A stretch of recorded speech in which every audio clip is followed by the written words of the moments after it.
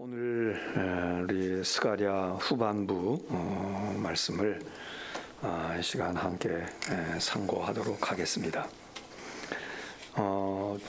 지난번 스가랴 전반부의 말씀을 8장까지 드리면서 특별히 스가랴서가 많은 그 환상을 기록으로 남겨주었는데 그 환상들을 살폈습니다.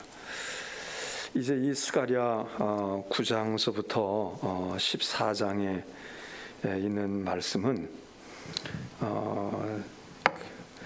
이제 그 환상 가운데서 보여졌던 하나님께서 이렇게 통치하시는 때가 온다.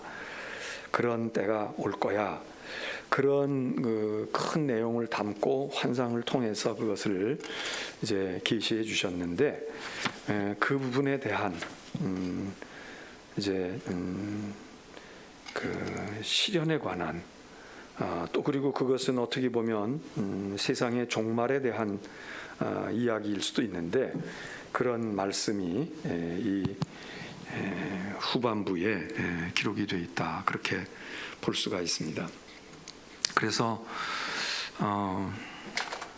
이제 스가랴는 우리가 지난번에도 살핀 것처럼 바벨론 포로에서 돌아온 귀국한 귀환한 백성들이 또 자기 고국에 돌아와서도 거기서도 낙담하고 그리고 성전 짓는 일도 버거워하고 이제 이렇게 자기들이 예상할 때는 이제 우리가 이렇게 바벨론 또는 페르시아 파사의 지배를 받고 우리가 주권도 없이 이렇게 이방 땅에서 이렇게 패망한 백성들로 하나님의 성전도 없이 이루고 산 지금과 달리 돌아가기만 하면 고국에 돌아가고 그리고 우리 조상의 땅으로 돌아가면 하나님이 주신 땅으로 돌아가면 우리의 개인의 인생도 확 달라질 거고 우리 운명도 바뀔 거고 우리 나라는 이제 회복이 되어져서 하나님이 축복하셔서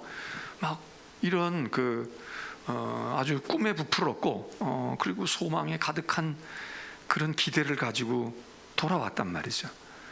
근데 돌아오면서도 물론 이제 예상은 좀 했겠죠. 이게 나라가 다 망하고 몇십 년 동안 폐허가 되어 있는데 그러면서도 하나님이 우리를 이제 징치하신 하나님이 우리를 용서하시고 우리를 돌아가게 하셨으니까 이제 우리에게는 더 나은 세상이 펼쳐지고 더 나은 나라를 이룰 거야. 이런 기대가 더 컸으니까 돌아오지 않았겠어요? 그렇지 않았다면 돌아왔겠어요? 안 돌아온 사람들처럼 그냥 그 땅에 머물며 에휴, 여기 이 정도라도 이게 좋아. 여기서 지금 우리 직업도 있고 우리가 이만큼 여기 적응하고 살았는데 이러고 있지 않았겠습니까? 근데 막상 귀국하고 돌아와서 겪은 현실은 그게 아니다, 그 얘기입니다.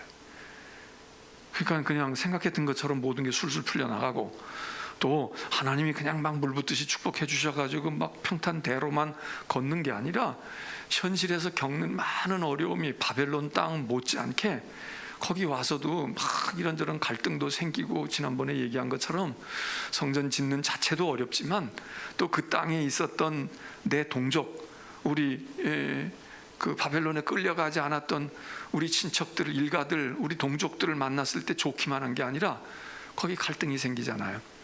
그리고는 또 사마리아 사람들이 회방을 하고 이러니까 지칠 대로 지쳐 있는 그 모습에서 이제 학개 스가랴를 보내서 성전도 짓게 하시고 그리고 그들이 침체되어 있고 낙심하고 절망 가운데 있는 하나님의 백성들을 이렇게 세우시는 그런 그 지도자들로 예언자들로 학개 스가랴 같은 사람을 쓰셨다는 거 아닙니까? 그래서 스가랴가 환상을 보고 이제 그 환상에 쭉 이야기를 했는데 이제 9장서부터는 스가랴 9장서부터 14장에서는 이제 이 환상을 통해서 본 것처럼 유다와 예루살렘의 그 장래, 앞으로 유다, 예루살렘 여기가 이렇게 될 거다. 이거는 사실 이제 종말에 대한 예언이기도 한데, 유다와 예루살렘에 대해서 회복되어질 것, 그리고 이렇게 되어질 거야. 그러는 유다 예루살렘의 앞으로 올 영광에 대한 예언입니다. 유다와 예루살렘에게 오는 영광에 대해서, 그게 이제 올 거야, 온다, 그러는 희망찬 예언의 말씀이 9장으로부터 14장에 있는데, 이런 이 몇 장에 걸쳐서 이런 이야기를 하고 있는 이 얘기가 결국은 오늘 우리 신약에 살고 있는 우리로 볼 때에는, 우리도 지금 이스라엘, 새 이스라엘과 그리고 새 예루살렘에 대한 소망을 가지고 있지 않습니까? 이게 더 넓게 얘기하면 새 하늘과 새 땅이죠. 우리는 새 이스라엘로서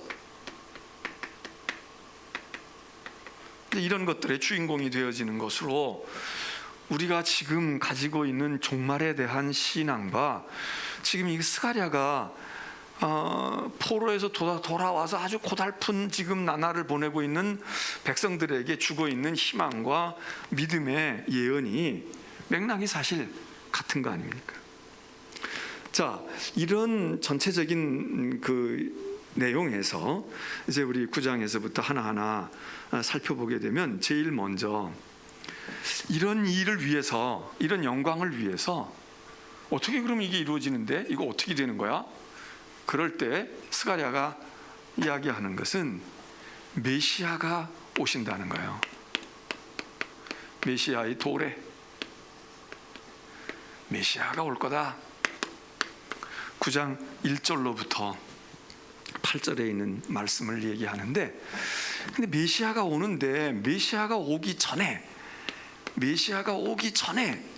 어떤 일들이 있고 어떻게 되어질 건가, 그게 9장 1절로부터 9절에 있습니다. 자, 이런 영광을 위해서는 메시아가 와야 되는데, 메시아가 오시면 되는데, 우선 먼저 메시아가 오기 전에 어떤 일들과 무엇이 있을까, 그게 이제 9장 1절로부터 8절이거든요. 거기 보면 간단하게 얘기하면 어떤 경고를 주셔요. 메시아가 오기 전에 무슨 경고를 주느냐? 이방 나라들, 이 유다와 예루살렘 주변에 있는 이 주변국입니다. 주변에 있는 이방 나라들에 대해서 경고를 주셔요. 너희가 그동안은 막 이스라엘, 유다를 괴롭히고 힘들게 하고 막 이렇게 했는데, 거기 이제 몇 개 얘기들을 하는데, 수리아, 시리아, 두로와 시돈, 두로, 시돈, 이런 나라, 그리고 뭐 블레셋, 이런 주변국들에 대해서, 이방 나라들에 대해서 하나님께서 경고를 하시는 거예요. 이게 이제 먼저 이런 이야기가 기록이 되어 있습니다. 그 다음에는 메시아가 오셔요. 메시아가 와, 도래 오는데, 이 메시아가 오는데, 이 메시아에 대해서 뭐라고 얘기하고 있느냐? 바로 지금 우리가 읽은 9장 9절과 10절이 지금 그 오실 메시아에 대해서, 오시는 메시아는 어떤 분이냐, 이 얘기를 말하고 있습니다. 메시아가 오시는데, 도대체 어떤 분이야? 그분은 어떤 분일까? 그럴 때 9장 9절로부터 이야기를 합니다. 9절과 10절에서 얘기하죠. 근데 이 얘기를, 지금 우리가 읽은 이 얘기를 신약에서 언제 이 얘기를 말합니까? 지금 스가랴를 통해서 메시아가, 이런 메시아가 올 거야 그랬던 그 메시아가 예수님이 예루살렘 성에 입성하실 때 성경에 이렇게 예언되었지 않았어? 예언자가 이렇게 말하지 않았어? 그 얘기를 말하면서 이 얘기를 하거든요. 봐, 스가랴가 말이야, 뭐라고 얘기했어? 스가랴가 이렇게 말했잖아. 시온의 딸이여 기뻐해라, 예루살렘의 딸들이여 즐거워해라. 왕이 오셔. 메시아는 왕이잖아요. 왕입니다. 왕이 오신다고. 그러면서 스가랴가 지금 여기 예언하고 있는 이 모습을 보여주는 겁니다. 그 모습이 뭡니까? 자, 나귀 또는 나귀의 작은 것 새끼를 탔다. 이제 뭐 이렇게 저기 가서 건너편에 가서 말이야. 내가 이제 저 예루살렘 성에 들어가야 되니까 제자들을 보내시면서 가서 우리 주인이 쓰신다고 하는데, 우리 선생님 쓰신다고 하는데 좀 내어달라. 그러면 내어줄 거다. 그러면서 그래서 이제 나귀를 끌고 왔다는 거 아닙니까? 그래서 예수님이 그 나귀를 타고 예루살렘 성에 들어가셨다. 이미 스가랴 여기서 얘기한 그대로 이 일이 실현됐다는 거예요. 이 일이 실현됐다. 그런데 보통 이제 왕이나 무슨 뭐 전쟁에 승리한 사람들이 말 타고 들어오니까 말을 타고 들어오면 좋은데 말이 아니고 나귀 또는 나귀의 새끼, 나귀거나 나귀의 새끼를 탔다. 그래서 뭘 타고 오는 것은 일반적인 세상에서 흔히 보여주는 이미지는 그런 이미지이긴 한데, 가만히 들여다보니까 그게 아주 군마이거나 크게 우리가 승마할 때 쓰는 그런 큰 말들, 키가 높고 아주 준수하게 생겨진 말이 아니라 나귀 새끼, 키도 자그마하고 그리고 모양새가 비슷하면서도 그게 영 아닌 나귀나 나귀 새끼를 타고 들어왔다. 여기서 왜 오시는 그분이, 예수님이 이 스가랴서의 말씀을 실현하셨는가? 그럴 때에 여기서 얘기합니다. 그가 보라, 왕이 너에게 임하셨어. 그러니 기뻐하고 즐거워해. 그런데 두 가지 얘기를 합니다. 그는 겸손하셔서. 자, 9절에서 그는 공의로우시고 구원을 베푸시는데 겸손해서 나귀를 타셨다. 겸손의 왕입니다.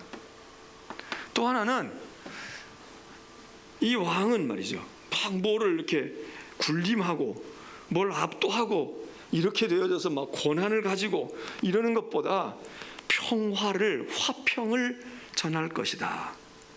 세상 끝까지. 그래서 10절에 말을 끊고 병거를 다 무너지게 하고, 그리고 이 세상 끝에서 저 바다에서 바다 끝까지, 유브라의 강의 끝까지, 세상 끝까지 그의 통치가 이제 통할 텐데, 그는 화평을 전한다. 평화, 겸손과 평화의 왕.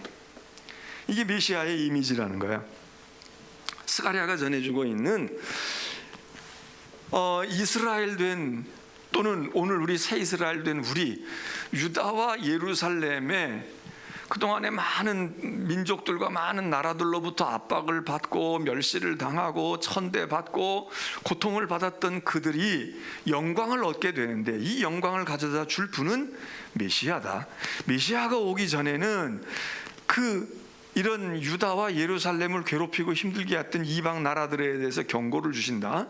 그리고 그 오시는 그 메시아는 그러나 막 권력으로 군림하고 뭘 막 엄청나게 어떻게 해가지고 싸움에서 뭘 하는 그런 분이 아니라, 그분은 참 겸손한 분이야. 그리고 그분은 평화의 왕이셔. 이 겸손과 평화라고 하는 것을 아주 부각시켜 주는 것이 바로 이 지금 스가랴서의 이야기고, 이게 지금 우리가 생각하고 있는 예수님의 나라, 하나님의 나라, 메시아의 왕국. 이 메시아 왕국은 이제 우리에게는 하나님 나라 아니에요? 하나님 나라인데, 이 하나님의 나라는 겸손하신 메시아, 평화의 왕이신 메시아, 그를 통해서 이루어지고 그를 통해서 하나님의 영광이 나타나는 거다.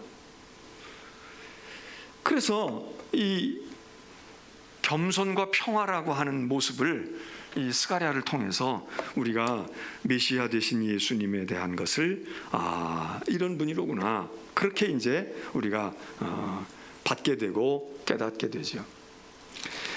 여기서 이제 이 겸손과 평화뿐만 아니라 13절 이하에 내려가서 보게 되면, 거기 보면 유다를 당긴 활로 삼고 에브라임을 끼운 화살로 삼았으니, 시온아, 내가 네 자식을 일으켜 헬라 자식들을 치게 하며 너를 용사의 칼과 같게 하리라. 자, 유다를 활로 삼고 에브라임을 화살로 삼았다. 자, 여기 유다라고 하는 것은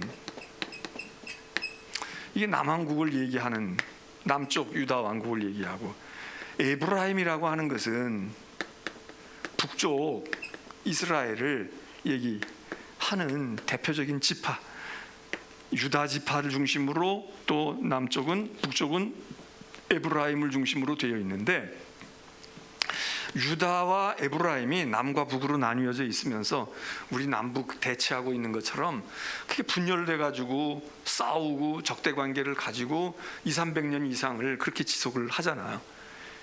그렇게 했는데 이제는 메시아가 오시게 되면 이렇게 적대 관계에 있는 이들이 하나는 활이 되고 하나는 화살이 되고, 이거는 창이 되고 이거는 활이 된다, 이렇게 해서 서로 맞대적해서 싸우는 게 아니라 활과 화살이 되어서 한 세트가 되어지는, 연합되어지는, 다시 말하면 통일을 여기서 상징하는 거예요. 통일을, 하나가 된다.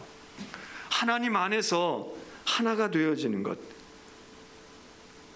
그래서 겸손과 평화의 왕이 영광을 가지고 오게 되는데, 그 영광은 남과 북의 유다와 에브라임이 나뉘어져 가지고 지금 거의 에브라임은 거의 지금 파산 지경에 이르렀고, 유다는 간신히 지금 바벨론에 끌려갔다가 되돌아와 가지고 명맥을 유지하고 있는 너희를 하나님이 하나님의 은혜와 하나님의 섭리 가운데서 활과 화살과 같이 연합하게 하고 하나가 묶여지게 해서, 그래서 유다와 예루살렘의 영광이 도래할 거다, 이러는 말씀으로 되어 있어서, 이런 말씀은 오늘 우리들에게 있어서, 특별히 이 한반도 땅에서 살아가고 있는 우리 대한민국 한국 사람들에게 있어서는, 야, 이게 우리에게 주시는 축복이 아닐까. 또 우리도 바로 이런 것들이 필요하고 이것이 정말 우리에게도 복음이야, 그런 소망을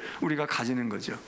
그래서 하나님 안에서, 그리스도 안에서 북과 남이, 남과 북이 우리가 하나가 되어지고 통일이 되어지는데, 그 통일이 정치하는 사람들은 무슨 통일의 방법이냐, 무슨 통일의 방법이냐, 흡수 통일이냐, 무슨 아주 편안하게 안착이 되어지는 안정적인 점진적인 통일이냐, 이렇게 그렇게 정치 이념 가지고 얘기할 수 있겠지만, 우리는 믿음 안에서, 복음 안에서, 신앙 안에서 생각할 때 바로 여기 지금 하나님께서 말씀하시는 겸손한 분, 평화의 왕, 그래서 평화의 통일을 이룩하고, 그리스도와 은혜 안에서, 하나님의 은혜 안에서, 복음 안에서 통일을 이루고, 하나님의 은총으로 하나님의 손 안에서 하나가 되어지는, 남과 북이 서로 적대 관계가 아니라 화살과 활처럼, 그래서 서로 연합해 가지고 통일이 이루어지는 평화, 그리고 복음, 하나님 안에서의 통일, 이게 오늘 우리에게도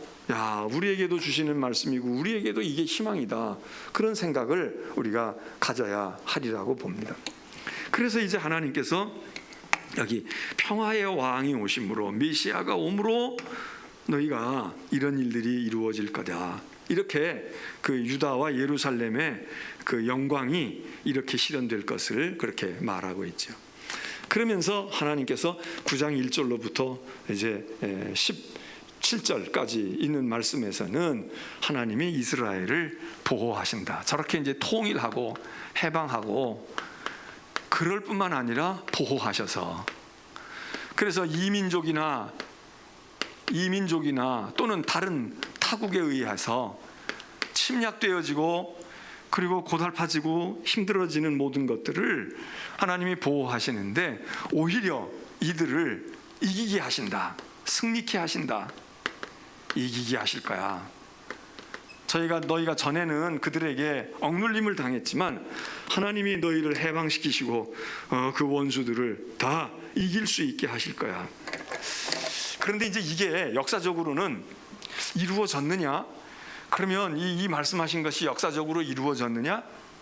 사실 이스라엘이 그렇게 막 주변국들을 막 무찌르고 이기고 뭐 오히려 요즘에 이제 이스라엘이라는 나라가 지금도 작은 나라이고 주변에 아랍에 의해서 둘러싸여 있긴 하지만 그래도 지금은 그래도 이스라엘이라는 나라가 수는 적어도 강력하고 뭐 경제적으로도 선진국이고 그리고 무슨 무기나 이런 그 군사적인 측면에서도 결코 만만히 볼 수 없기 때문에 차라리 오늘날에 이렇게 2000년이 훨씬 지난 오늘 우리가 이렇게 바라다 볼 때는 야 그래 하나님이 보호하시고 이기게 하시는구나 이렇게 볼 수 있겠지만 사실 이 당시에 스가랴가 예언하고 그리고 있었던 이 당시에 그리고 예수님 당시 때도 마찬가지고 뭐 언제 한번 변변 이스라엘이 말이죠 제국을 이루거나 뭐를 크게 뭐를 어떻게 하거나 우리도 반만년의 역사에 별로 그런 때가 별로 없었고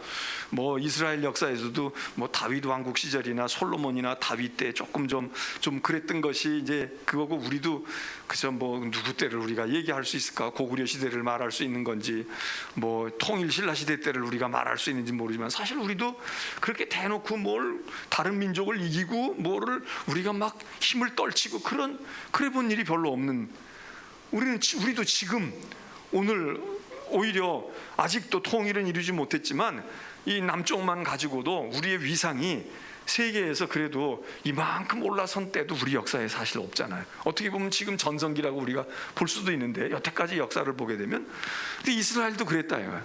하나님이 해방하시고 보호하시고 다른 민족을 이기게 해주실 거다 그랬지만 실제로 이걸 이스라엘 백성들이 실감하면서 야 우리가 지금 가슴 펴고 우리가 될 수 있어 이게 사실 역사 속에 있었느냐? 별로 없었다 이거죠. 별로 없었다 이거.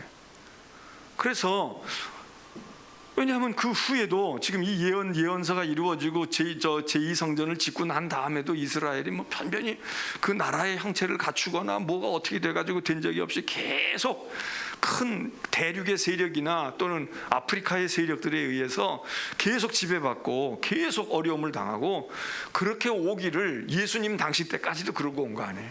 예수님 당시 때까지도 그러고 왔어요. 결국 예수님도 낙이 타고 오면서 이런 메시아 구원자로 메시아로 오셨지만 그게 예수님의 나라도 그게 세상 정치적으로 말이지 이스라엘이나 유다가 막 지역을 넓히고 지경을 넓혀서 그래서 무슨 강대국을 이루는 이게 실현되어진 적이 거의 없잖아요. 오늘까지도 사실 마찬가지지.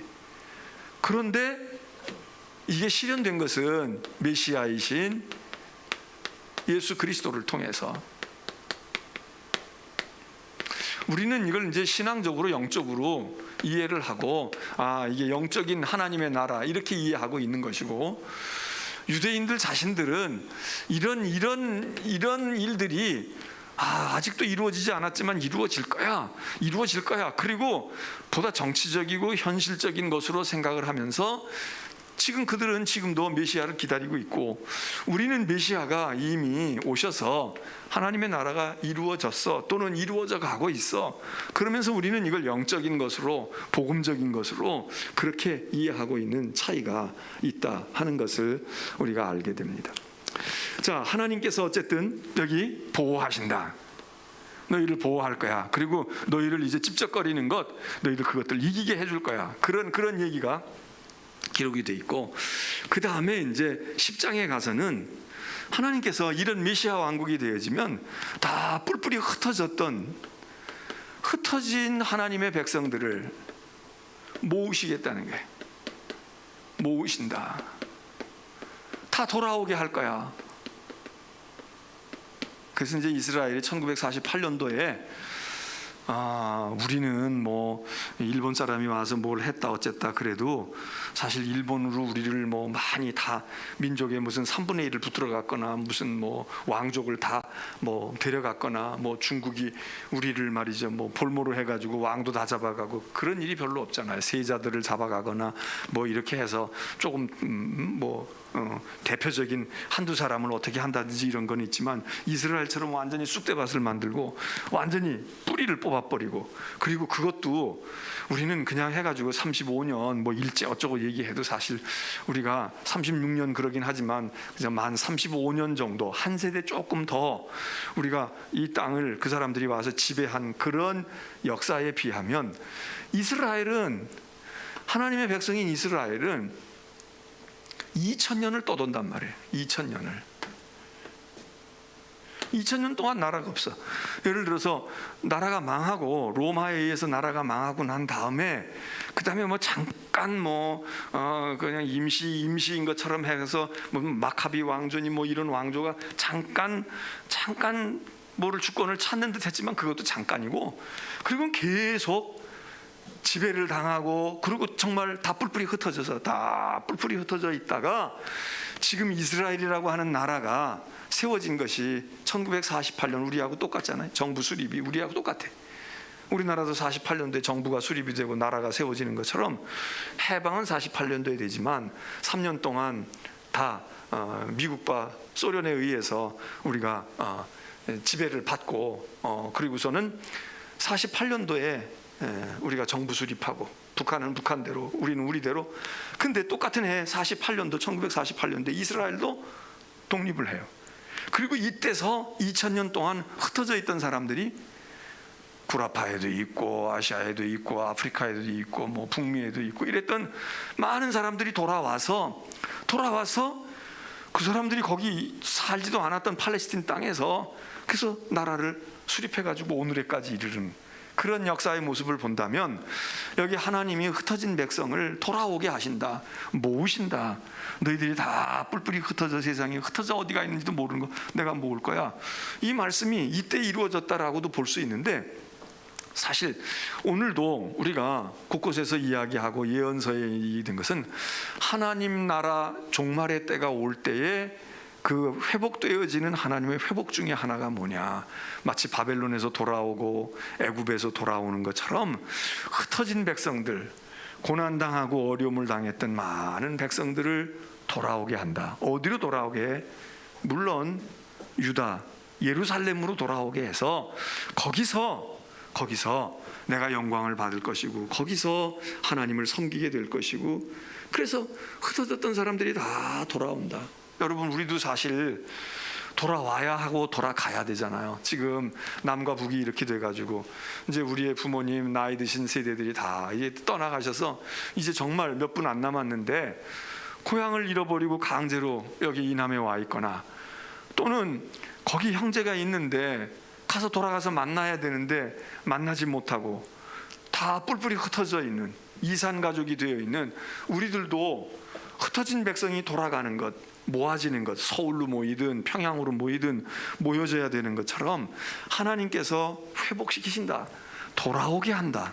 이게 중요한 하나님께서 주시는 구원과 또 우리에게 허락하시는 영광의 중요한 이미지 가운데 하나가, 흩어진 자들이 다 모아지고 함께 만나고 돌아오게 되고 자기의 자리로 돌아간다.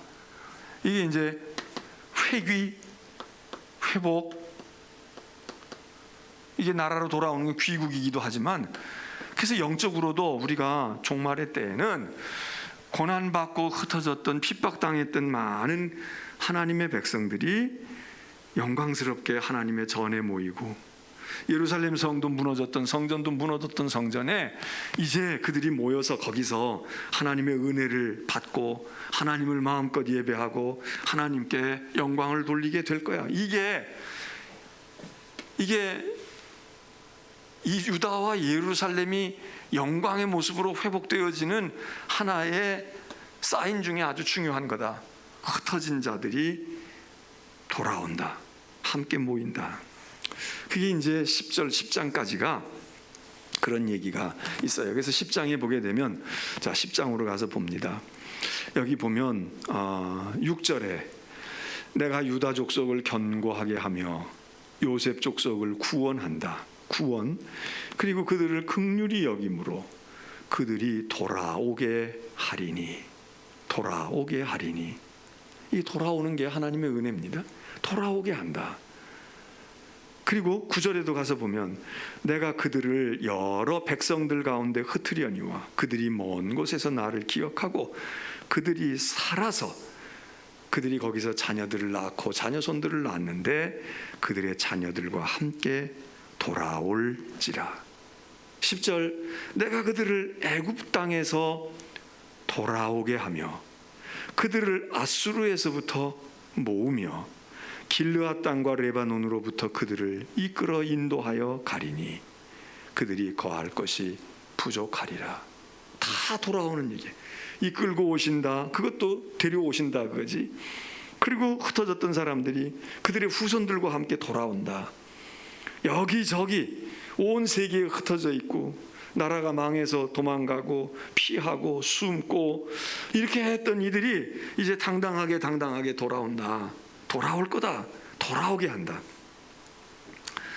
자, 이게 이제 그 회복이라고 하는 나라가 망한 나라들이 꿈으로 가지고 있는 게 회복되어지는 거 아니에요? 고토를 회복한다. 우리 땅을 회복하고 우리가 거기에서 다시 우리의 영광을 발하게 될 거야.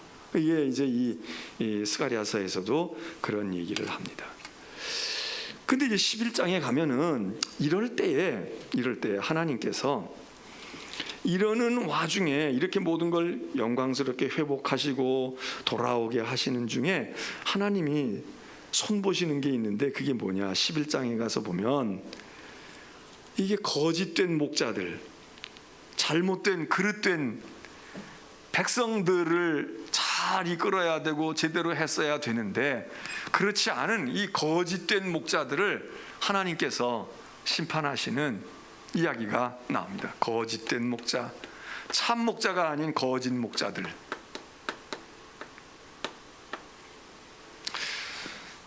요한계시록 같으면 사단의 세력일 수 있는데 여기 이름이 목자니까 사실 이 사람들이 뭘 해야 되겠어요? 정말 하나님을 대신하고 하나님의 뜻을 잘 받들고 그렇게 해야 되는데 이 사람들이 그렇게 하지 아니하고 진짜 오히려 백성들을 어렵게 하고 고통스럽게 하고 이제 이런 역할을 했던 그 목자들을 하나님께서 징벌하시고 징계하시는 그런 이야기가 거기 11장에 기록이 되어 있습니다. 16절 가서 보면 보라 내가 한 목자를 이 땅에 일으키리니 그가 없어진 자를 마음에 두지 아니하며 흩어진 자를 찾지 아니하며 상한 자를 고치지 아니하며 강건한 자를 먹이지 아니하고 오히려 살진 자의 고기를 먹으며 또 그 얼굴을 찢으리라. 이게 목자가 아니라 뭐 이리떼 같잖아요. 17절 화 있을진저 양떼를 버린 못된 목자여 칼이 그의 팔과 오른쪽 눈에 내리리니 그의 팔이 아주 마르고 그의 오른쪽 눈이 아주 멀어버릴 것이라 하시니라.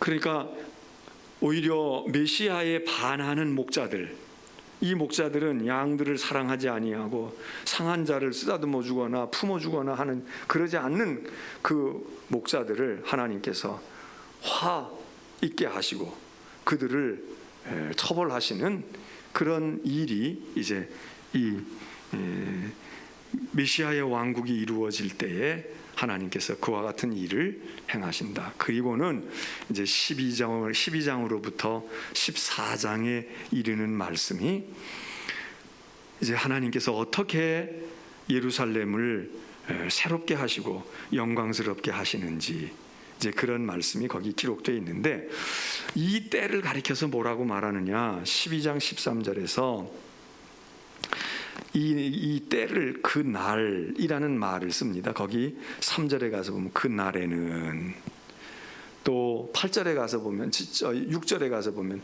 그날에, 8절에도 그날에. 이게 이제 뭐 종말의 날, 마지막 날 이런 날도 되지만 여기 이제 이 그날은 새 날이죠. 야, 지금껏 그러고 살았지만 이제 새 날이 올 거야. 그 날에는 이렇게 될 거야. 그 때에는 이렇게 될 거야. 그리고 이 새 날은 어떻게 보면 마지막 날일 수도 있고 또 이 말은 여호와의 날일 수도 있는데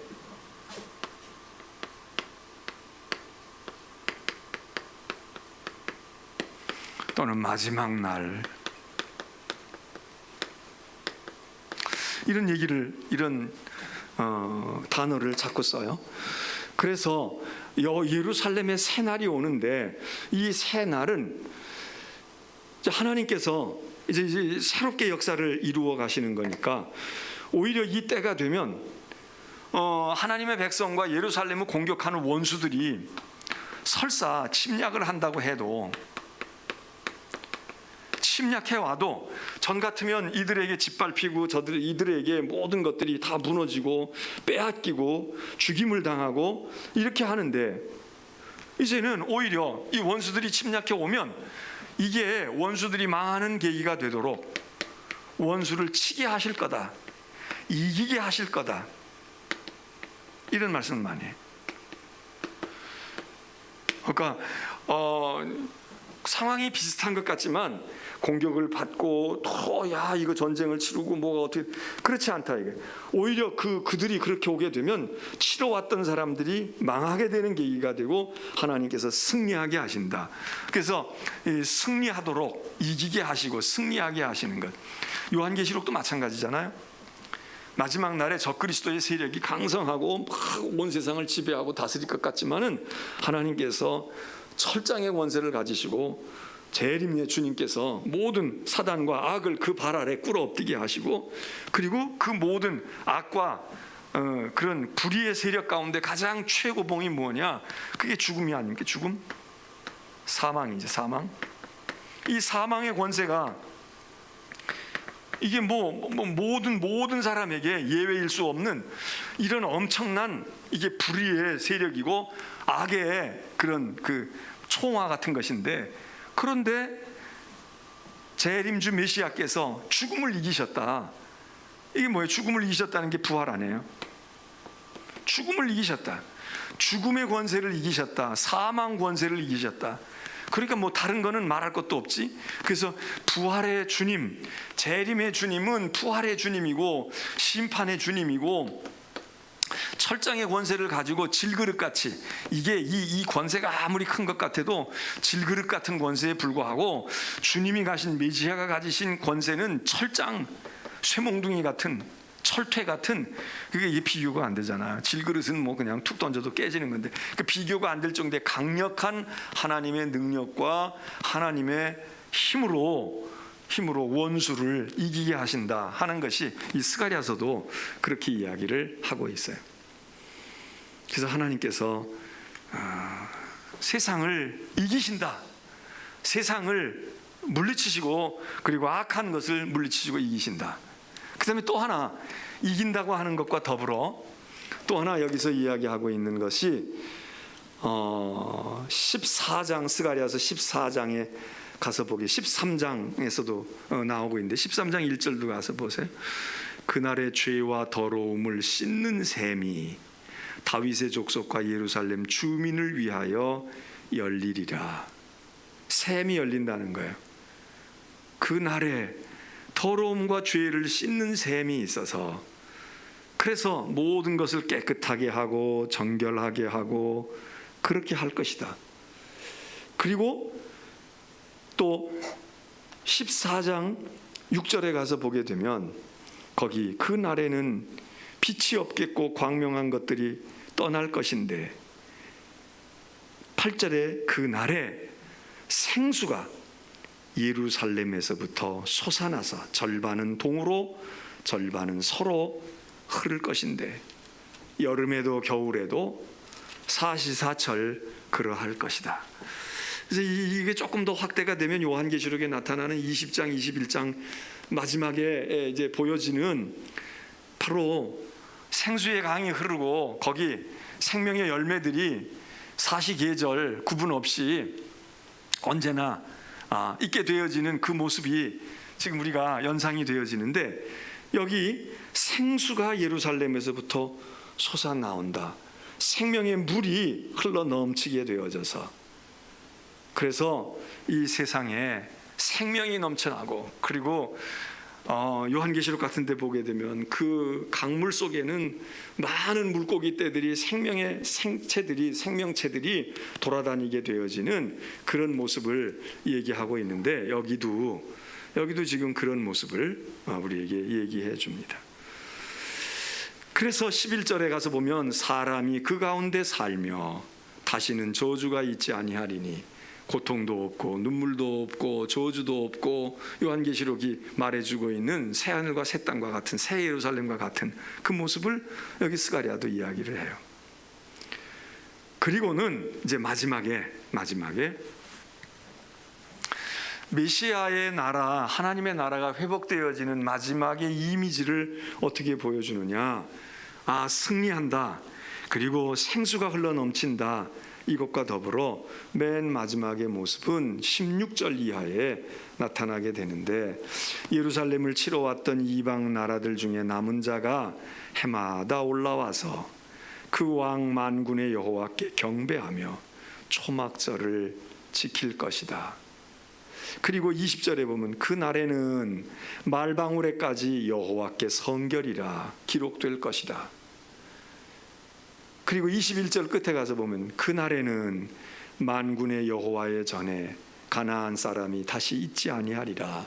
다시 말해서 성전이 회복되어지고 예배가 회복되어지는데, 회복되어져서 그냥 가증한 것이 없어지는 것뿐만이 아니라 하나님의 전에 우상과 이방의 신전들이 다 사라져버리고, 그리고 이제 원래 모습대로 여호와의 법궤가 들어가고 뭐 이렇게 되는 것만 아니라, 여기서 지금 보여지는 이미지는 뭐예요?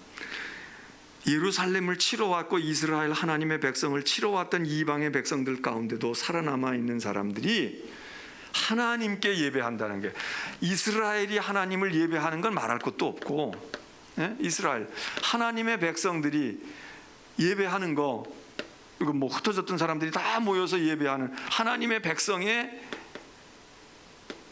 예배 회복, 이거는 당연하고, 예배가 어디까지 확장이 되어지고 하나님을 경배하는 그 신앙의 경배자들이 어디까지 되어지느냐, 온 세상 사람, 심지어는 하나님의 백성을 핍박하고 박해하고 치러 올라왔던 원수들도, 이방인들도, 그러니까 세상 모든 사람들이 알아서 하나님께 예배한다는 거예요. 하나님을 예배하고 하나님을 경배하고, 그리고 여호와께 성결이라고, 그렇게 하나님을 높이고, 그리고 거기 16절에 만군의 여호와께, 만군의 왕이신 여호와께 경배하며 초막절을 지킨다. 이 초막절을 지킨다는 것, 믿음의 절기를 지키고 하나님께 예배하는 절기를 지키는데, 이 절기를, 이게 사실은 하나님의 백성들도 잘 안 지키던 절기거든요. 하나님의 백성들도 뭐 절기를 제대로 지키나? 제대로 안 지켰다고요. 우리가 구약의 출애굽기나 뭐 레위기 이런 데에서는 이 절기 지키는 이야기가 나오고 민수기에도 나오고 그렇게 나오지만은 사실 이스라엘 역사에서 제대로 잘 안 지켰거든. 그런데 이 메시아의 왕국이 되어지고 모든 것이 회복되어지고 그날이 되어질 때는 온 세계 만민이, 그거 알지도 못했던 사람들까지도 하나님 앞에 초막절 예배를 그들이 하나님께 경배하고 예배를 드릴 것이다. 그러니까 요한계시록에도 모든 사람들이 이마에 사단의 인침을 받지 아니한, 적그리스도의 인침을 받지 않은 모든 사람들이 하나님께 예배하고, 그리고 요한계시록에도 거기 7교회에 대한 인자 되신 부활의 주님이 방문하셔서 칭찬도 하고 책망도 하고 그런 얘기가 나오고, 그 다음에 3장 4장에 들어가면 예루살렘 하늘에서 하나님께 예배하고 경배하는 그런 광경들이 보이잖아요.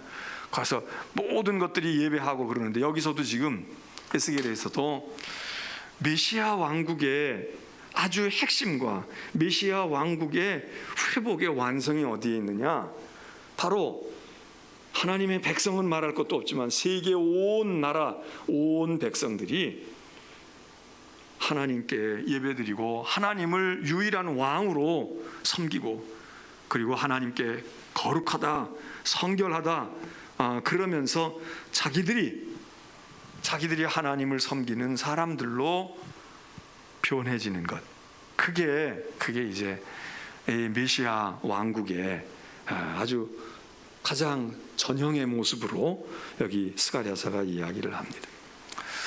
그러니까 우리가 요한계시록도 마찬가지지만 결국 하나님의 나라가 이루어진다는 것은 하나님을 하나님으로 섬기고 하나님의 통치가 모든 세상과 모든 사람들에게 다 통용되어지고 다 인정되어지고, 하나님을 하나님으로, 예수 그리스도를 메시아로, 재림의 주로, 그렇게 그때에는 우리가 설명할 필요도 없고 믿으라고 할 필요도 없고 그야말로 알아서 본인들이 이분이 만군의 주로구나, 만군의 여호와시로구나 한다는 것이 요한계시록뿐 아니라 여기 스가랴에서도 지금 그 얘기를 우리들에게 말하는 것을 보게 됩니다.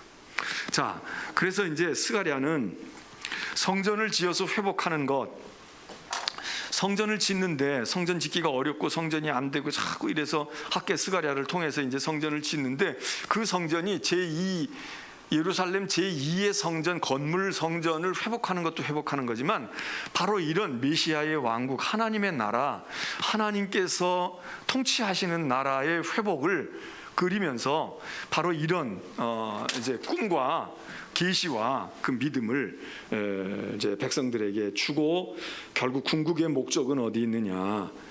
우리가 하나님을 예배하고 하나님의 백성으로 메시아 모든 왕이, 모든 민족의 왕이 되어지는 데까지 회복되어지는 것, 이게 진정한 정말 하나님이 우리에게 주시고 또 이루실 일이다.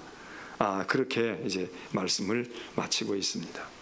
자, 그런 점에서는 이제 스가랴서도 어떻게 보면 이제 말라기가 하나 남아 있기는 한데, 이제 구약 성경의 맨 마지막인 스가랴가 마치 신약 성경의 맨 마지막인 요한계시록에서 그날 그때 새 예루살렘 이 얘기를 말하는 것과 이렇게 흡사하게 이 마지막 예언서에서 그런 것들을 우리에게 이렇게 암시해주고 전해주고 있는 것을 보고, 사실 역사 속에서 스가랴도 이게 다 완성이 되어져서 이런 때가 왔느냐?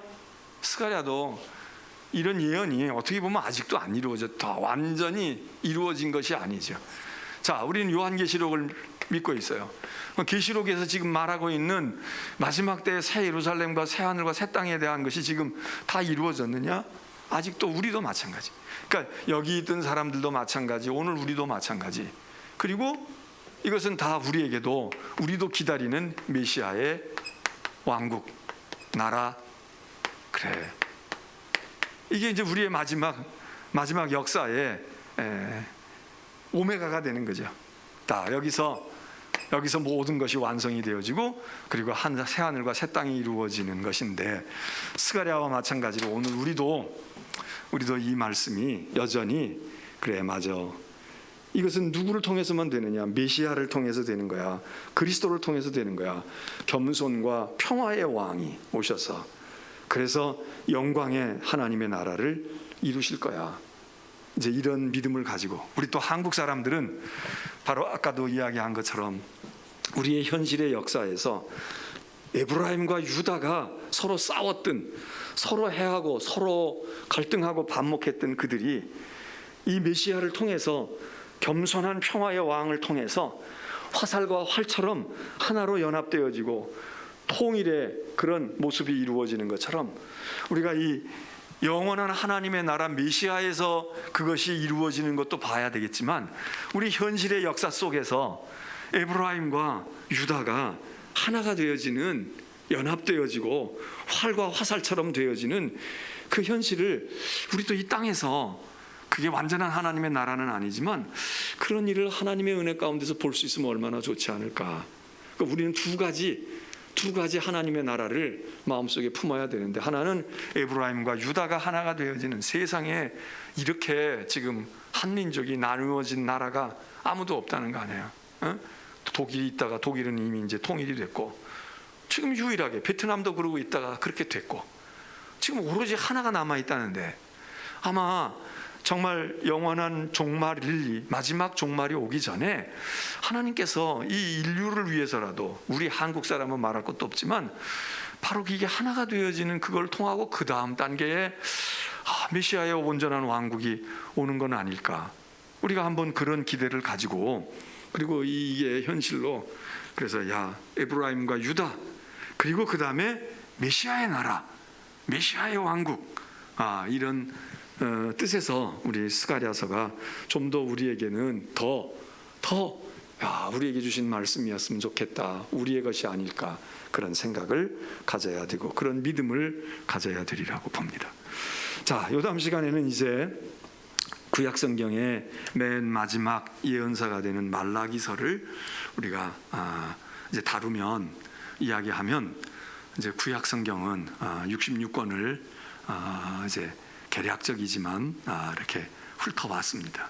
이제는 신약만 하면은 되게 돼 있는데, 신약 27권인데 장수는 적지만 또 다른 내용은 어떻게 보면 구약 못지않게 더 많이 이야기할 수도 있겠지만, 하여튼 시간이 허락되어지는 범위에서 이제 신약을 우리가 이야기하게 되겠는데, 우선 말라기, 요 다음 시간 구약의 마지막 예언서인 말라기를 통해서 구약의 대단원의 막을 내리도록 그렇게 하겠습니다. 자, 이제 우리 찬송가